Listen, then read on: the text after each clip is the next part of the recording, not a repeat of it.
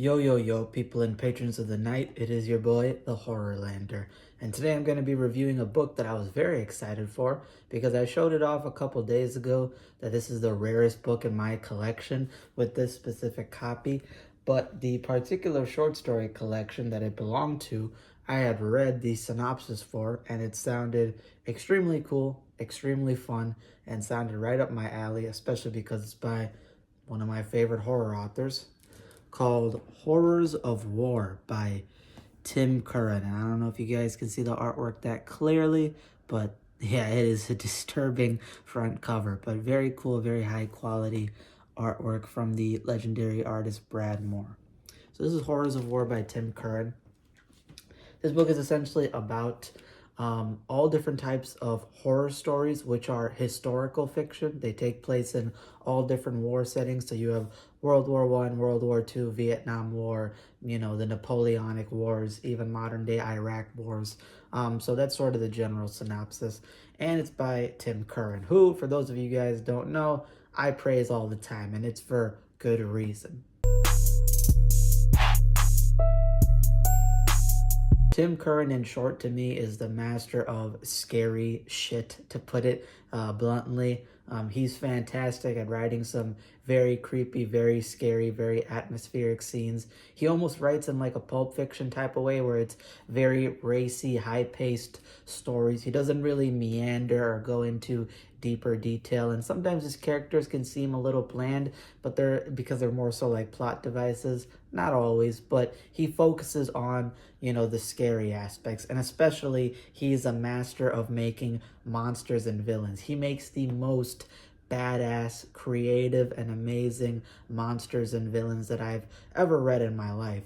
And this thing on the cover is actually from one of the short stories, and there's other stuff that I'll talk about, which is amazing. So this book solidified to me that he really is the master of making incredible monsters and villains and just fantastic action scenes and all that good stuff. So without further ado, let me start talking about all the stories. It's also nice that it's Memorial Day weekend, so as we pay respect to all the U.S. Veterans, now we're going to be diving into some historical fiction horror with war stories. So let's get into it, and for this review, I'm going to be talking about all the stories ranked from my least favorite to most favorite, so just going down the line based on my scores. So yeah, let's go.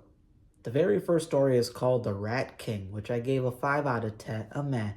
So this is a forgettable one. And this one's basically taking place in the Vietnam War. It follows a set of 2 tunnel rats. For those of you who don't know, tunnel rats are essentially U.S. soldiers who had to go into the underground tunnels during the Vietnam War for the enemy side. And these tunnels would be booby-trapped. They'd have all types of, venomous creatures and bamboo spikes and explosives, but they oftentimes would hide the enemy soldiers who were camping in it. It would hide their supplies, so you essentially would raid it.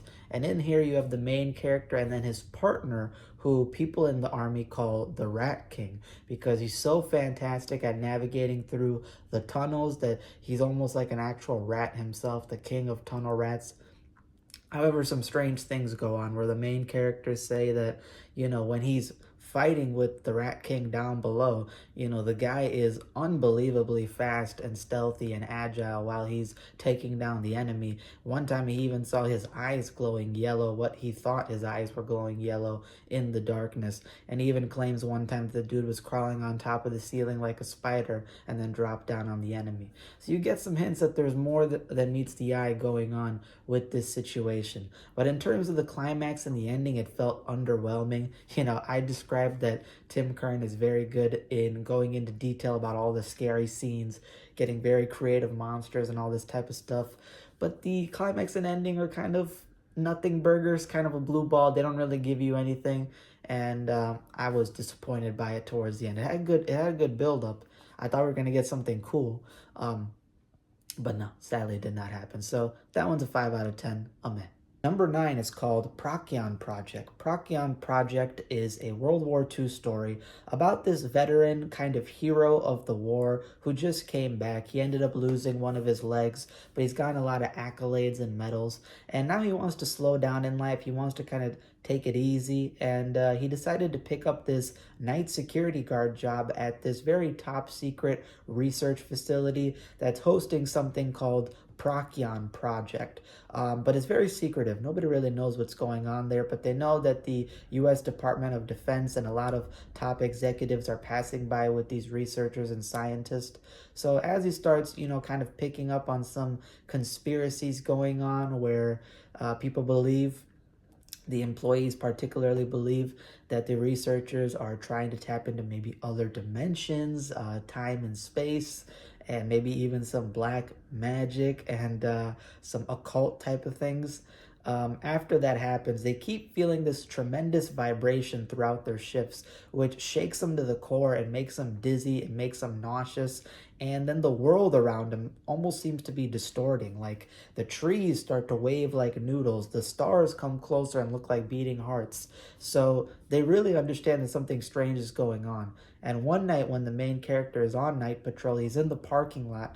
He sees some loud scurrying, and when he investigates it at night with his flashlight, he then sees a man-sized alien-looking hornet with 3 eyes, a mouth full of viper, snake-like, needle-sharp teeth, and a set of 6 wings as it's ripping apart a raccoon corpse, and then soon flies off into the air out into the night. So he realizes something very strange and very bad is going on here, and then things start to quite literally blow up in people's faces. And let's just say the ending is an incredible Lovecraftian visual that stuck with me. So yeah, things get insane towards the end.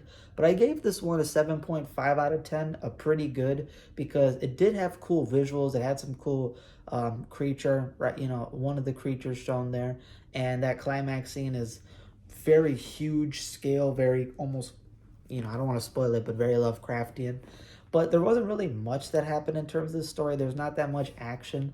And I can usually go without some action, but there has to be a certain creepiness and build up to it in order for me to kind of, I guess, look away from the action side. And there wasn't that creepiness. It was just a cool story. So I gave that one a 7.5 out of 10. It's pretty good, but I feel like they could have done a little bit more with it. So that's number 9 on my list. Number 7, funny enough, is another, this one is sort of a full-on werewolf story. It's called Der Wolf. Der Wolf takes place in Stalingrad from the German side perspective. They're out in the ruined city of Stalingrad, where there's a lot of famine and pestilence and dead bodies out there. Children are grabbing rabid dog corpses and eating them. Rabid dogs are also eating the corpses. It's freezing cold out there and frigid. And when the German soldiers that you follow end up going back to their base, which is a broken up artillery striked, Russian house, they see that one of their guys got cleaved in half. It almost looks like somebody took an axe or a scimitar and just straight up bisected him. And then the other guy has been dragged off in a giant pool of blood through the back door. And the back door is described to look like it got hit by a mortar. So something huge came through this building. And there's these giant wolf-like footprints with huge strides, bipedal huge strides, that are going off into some part of the town. So they end up following them to this house. The house is surrounded by this giant stone wall packed up with snow in the outside because nobody's cleaned it. And in the snow, there are severed human limbs, decapitated heads and torsos, which are just kept there as a makeshift freezer for this creature. And when they go into the house, they get ambushed, but not by the creature they thought it was. They get attacked by children werewolves, all right? A child werewolf ends up jumping out at them, and they have to gun it down and fight it. Then at the top of the rafters in this house, they see these dangling chains that have human limbs and bodies. And then when they look up with their weapons, they see that there is a nest of like 3 to 4 more children werewolves that end up jumping down on them, and they have to fight them and kill them. And then, there's a mama werewolf that they have to take down relatively quick. And they're like, oh, this is a family of shape-shifting werewolves. And there's been stories out in Stalingrad about at night when there's people fighting out on the front lines, and there's piled up corpses. Some hulking, bloodthirsty creature will slip through, grab the corpses, and run away. So they suspect it might be this. But is it over? No, because something else much bigger and badder is stalking them, and you get some cool action in the story later towards the climax and ending, and a kind of bittersweet way on how they solve it. So a very heroic ending towards the end of the story, but yeah, you got some good werewolf action in this one. I like some of the creature feature. I like some of the descriptions of Stalingrad and how brutal and gritty it is. So this one I give a flat 8 out of 10. It was good. Number 5 is the Plague Maiden, and the Plague Maiden takes place with the bloodiest and most animalistically charged army in all of the world throughout history, and that is the Mongols. Yeah, that's right. The story takes place with the Mongolian invasion and conquest. So you follow a main character named, I think, Yamuna, or Yermuna, or Yamuna. I'm just going to say Yamuna. Yamuna is a Mongolian warlord who's leading a group of 100 bloodthirsty and sadistic men, and he's very sadistic. He comes upon a village and starts brutally torturing and killing all the guys in a bunch of horrific ways, skinning the faces off of their skulls, and he ends up taking a woman and cutting open and gutting the corpse of a cow with his men, shoving her in there, and then taking 12 starved rats who've not been fed for weeks and dumping them in there with her, and then, basically causing them to get frantic and eat her alive, which takes 2 hours to kill her. So you get the idea, very brutal torture and deaths. And he has a shaman woman with him. And the shaman woman basically tells him that there's some bad omens coming his way, some bad luck or bad things that are going to happen to him. But the reason why he's at this village is because there's said to be a very sacred and priceless treasure that's stationed somewhere in this village, which is the whole why he's conducting this raid. And nobody's giving him information until eventually this hag, this witch type of character in the village, said to be, ends up telling him that it's down in this underground cellar and he has to find it for himself to know what it is. So he ends up getting very frustrated that she's not telling him anything, but he is a little bit wary because of the bad omens he got from his shaman women. And when they go down there, the Mongolian soldiers, a group of 100 into the cellar, they stumble upon something horrific because they find the treasure, and it's not what they were expecting, because the treasure is called the Plague Maiden, and she is described as a 13 or 12-year-old girl who's tied up to this altar, and she is a decaying corpse. She is a white, bloated, decaying corpse of a 12, 13-year-old girl with this long, flowing, dirty black hair. She has blowfly swarms that are crawling all over her, and blowflies are also nesting in her hair. She has these disgusting, pestilent sores and open cuts. She has these dozens and dozens of fetal pink rat things which are crawling over her body, and at the bottom of her feet are covered up with decaying heaps of infants in all various stages of disgusting decay.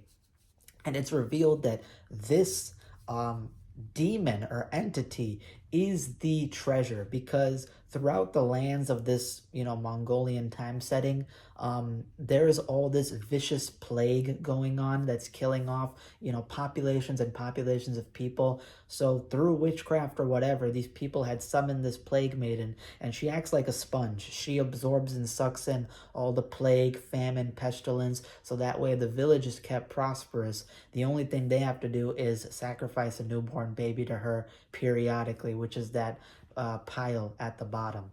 So yeah, now that these Mongolian soldiers and Yamuna have stumbled upon it, they've now released the thing because they end up taking off the chains. And now that the chains are off, Mrs. Plague Maiden is free. And all of a sudden, right away, the Mongolian soldiers in front start getting immediately poisoned by the plague. The plague fills them up. They turn blue and black and yellow. All these open sores and cuts start opening in them and start gushing out blood. They start vomiting their guts out. They also start vomiting out like noodles of worms, and worms are crawling through their eyes and nose sockets, and they're just viciously getting basically killed by this black plague and all different types of things.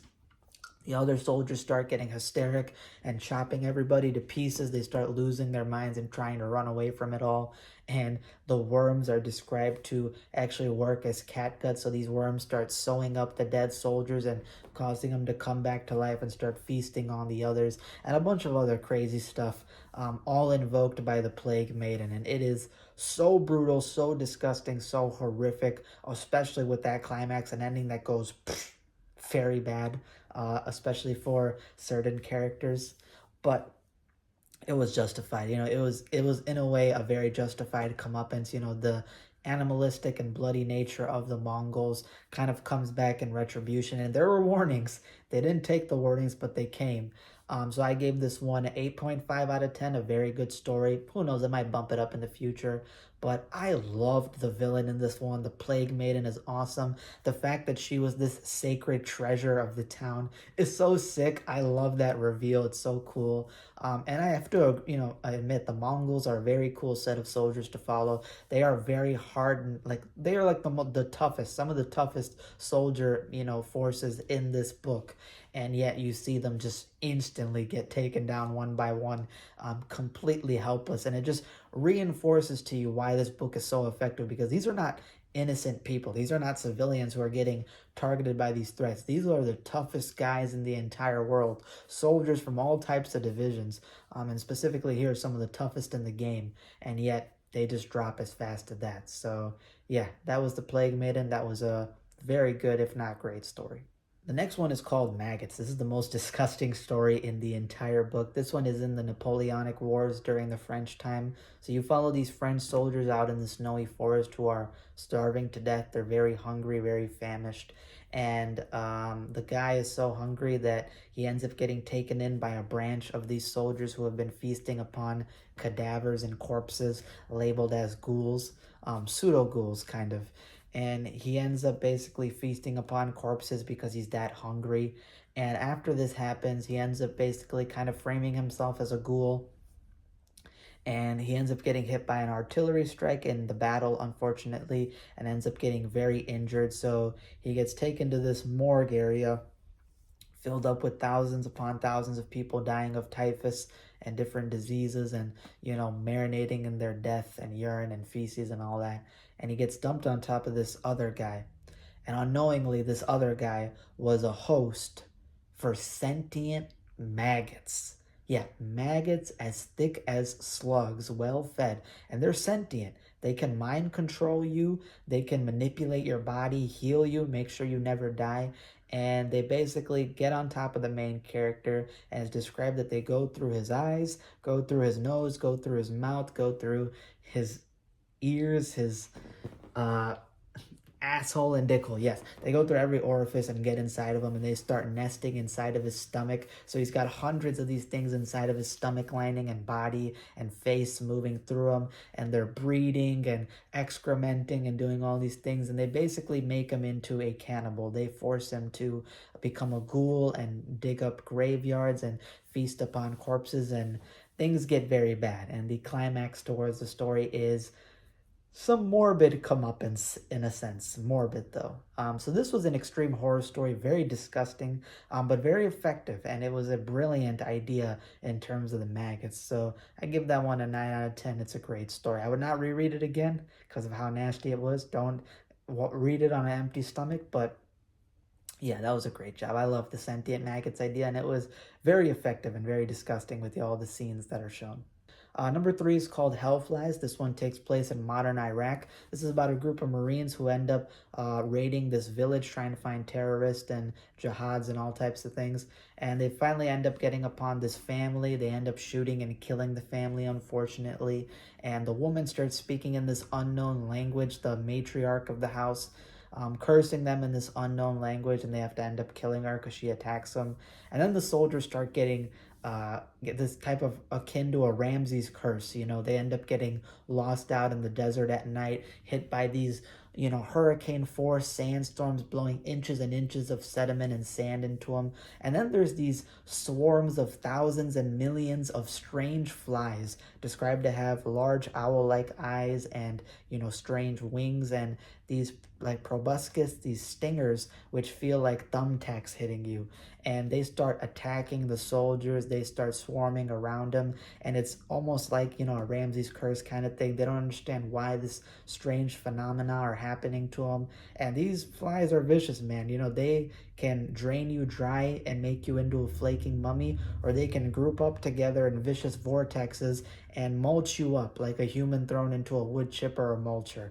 So hardcore threats that they have to deal with. There's very violent things and crazy action that happen to the soldiers. They even get lost, you know, out in the desert, and, you know, their directions are all messed up. You know, the moon is moving in the opposite direction. It almost feels like they're stuck in purgatory.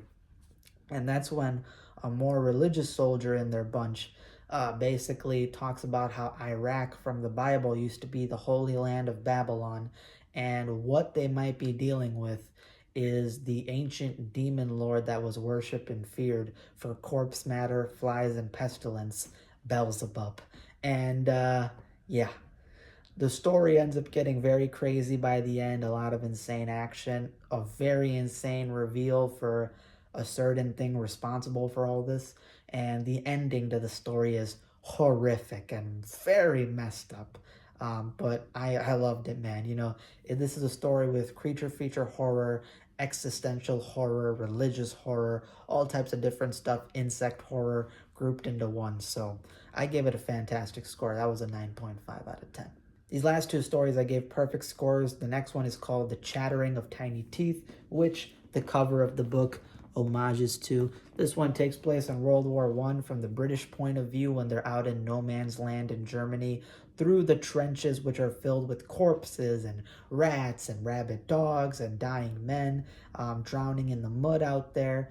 And as these soldiers are patrolling this very brutal and very horrific war, at night, the main group of characters are by a churchyard, and they see some sulking forms moving around in the distance of this graveyard, digging up cadavers and eating them. And when they look out there, they see that this battlefield is being infested by ghouls, and not normal ghouls.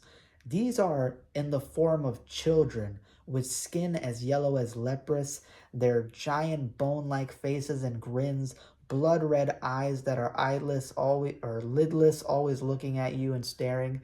And they hear this voracious chattering of teeth. So anytime they're out in the battlefield, you understand the presence of these creatures, because it is a maniacal, you know, symphonous chattering of teeth nonstop that happen. And the soldiers end up getting attacked by it. Not just these soldiers, but other soldiers in the battlefield start getting attacked by it. Hordes of these children ghouls, and, you know, they have shootouts with them in the trenches. And these creatures are basically subterraneous, so they dig tunnels underneath the trenches and land themselves. So when they're in the trenches, and the trenches are filled with 4-inch deep water, bloated corpses and all this stuff, they just see the heads of the ghouls sticking out like this from the mud, and then jumping up and attacking like animals or spiders at them, hopping on top of them, feasting upon them, ripping chunks out of them. And when they bayonet them, it's described that one of the children grab onto the, you know, rifle and start crawling up it, trying to get to the guy. One guy decapitates one of them, and the, you know, the ghoul is still moving and chattering its teeth and staring at him, even though it's a severed head. Horrific stuff. And you find out some of the lore about them, where they might have come from. You know, the main sergeant describes that when he was out in Sudan and Africa and Egypt, you know, there were stories of these things. And, you know, if you were wandering out at night in the desert, if a child came out of the sandstorm and called out your name, you were advised to shoot it and run away, because where there's one, there's a lot of them. And with battlefields having all corpses and food supply, these things nourish themselves. And the climax is insane. It scales up in terms of the creepiness, action, and you get introduced to some higher level threats as well. And yeah, this was a fantastic story. I gave it a 10 out of 10. It is creepy. It is atmospheric. It is horrific. The ghouls in this story are very unique and very disturbing. Even me describing them does not do justice. You have to read the story. So yeah, that was a great one. And finally, the last story in the bunch. Let me see if I can pull up the artwork on the spot. This one is the only novella in the book. This is the longest story, 80-something pages, and that is called 1867, The Skull Eater Campaign.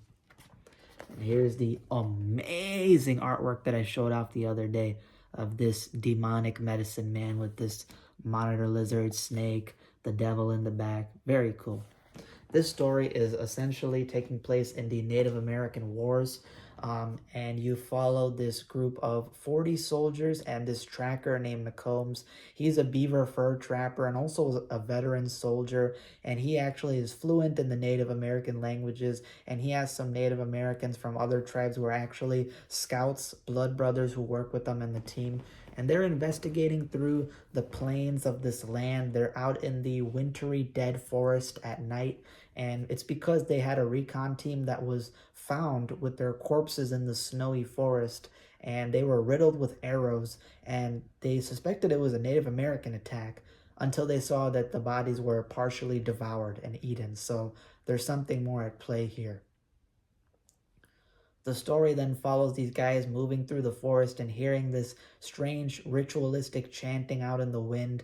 They unfortunately stumble upon this group of fleeing Indians who are men, women, and children, not attacking them, but just running away from something much worse that seems to be out in the forest. And these guys unfortunately shoot and kill them, which causes the women to start cursing them even further. And then the story absolutely skyrockets, where there's insane action, insane monsters, and the climax of the story is crazy, okay? Crazy. But just to give you brief discussions of it, because I want to keep it kind of as a surprise for you guys, because this story is amazing, brilliant. I want you guys to definitely pick up this book, buy it on Kindle, and read it. But essentially, there is a demonic medicine man named Silent Crow who's been summoned by all these various Native American tribes to deal with the white invaders. And he brings his consorts, who are the army of the undead, as well as some other figures. And he's going to use all their power to take down these white invading soldiers.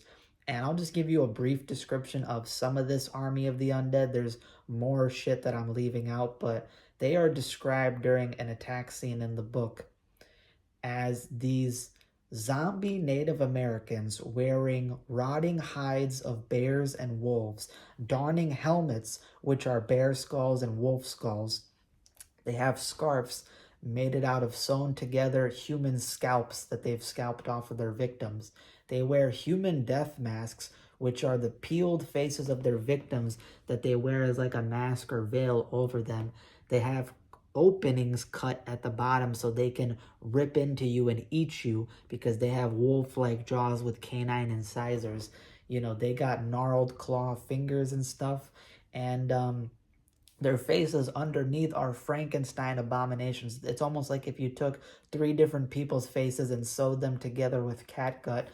Even if you took like pieces of wolf skin and bear skin and snake skin and put it together.